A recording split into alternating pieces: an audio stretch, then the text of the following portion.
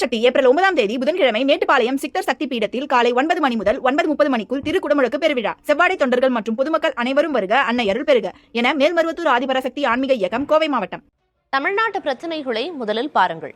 பாஜகவிற்குள் இருக்கும் பிரச்சனைகளை நாங்கள் பார்த்துக் கொள்கிறோம் என அக்கட்சியின் மூத்த தலைவர் தமிழிசை சவுந்தரராஜன் தெரிவித்துள்ளார். அவருடன் நமது செய்தியாளர் சுரேஷ்குமார் நடத்திய கலந்துரையாடலை பார்க்கலாம். கச்சத்தீவை மீட்கணும்னு சொல்லி தமிழக சட்டமன்றத்தில் தீர்மானம் நிறைவேற்றிருக்கிறாங்க. எப்படி பார்க்குறீங்க? குறிப்பாக பிரதமர் தமிழகத்துக்கு வர இருக்கிறாங்க பாம்பன் பாலத்தை திறக்க வைப்பதற்காக 6ஆம் தேதி. இந்த சூழலில் இந்த தீர்மானம் நிறைவேற்றப்பட்டிருக்கு. இது குறித்து உங்களுக்கு இல்லை, இது ஏற்கனவே மரியாதைக்குரிய வெளியுறவுத்துறை அமைச்சர் அவர்கள் இதற்கான முயற்சிகளை மேற்கொண்டு வருகிறேன்னு ஏற்கனவே சொல்லிட்டாங்க.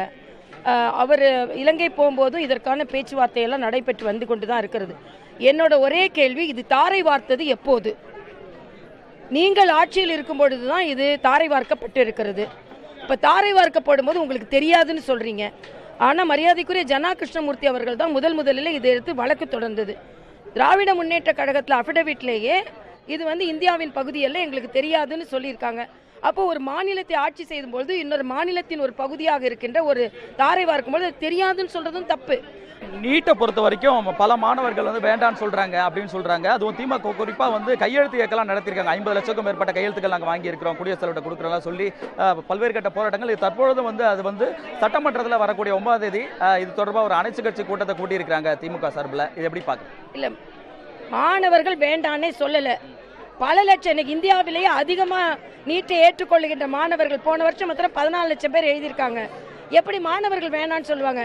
மாணவர்கள் இன்று அதுக்கு படிக்க ஆரம்பிச்சிட்டாங்க, அதை ஏற்றுக்கொள்ள ஆரம்பித்து விட்டார்கள். முதல்ல நீட்டில் உள்ளவங்க இன்னைக்கு பாஸ் பண்ணி டாக்டராகவே ஆக போறாங்க. இன்னைக்கு இன்னும் எதிர்த்து கொண்டுதான் என்ன அர்த்தம்? ஆக முதலமைச்சர் நான் வன்மையாக கண்டிக்கிறேன். விரைவில் மாநில தலைவருக்கான தேர்தல் நடக்க போறதா சொல்றாங்க. அந்த நடைமுறை எப்படி இருக்கும்? நீங்க தேர்தலில் போட்டியிட வாய்ப்பு இருக்கா? இல்லை, என் கட்சியில் போட்டியெல்லாம் கிடையாதுங்க. மரியாதைக்குரிய மேலிடம் என்ன சொல்கிறதோ நாங்கள் அதை பின்பற்றுவோம். தேர்தல் நடைமுறை எப்படி இருக்கும் மேடம்? இல்லை, அது இப்போ சொல்ல முடியாதுப்பா. நீங்க தமிழக பிரச்சனை பாருங்க, பாஜக பிரச்சனை நாங்க பார்த்துக் கொள்கிறோம்.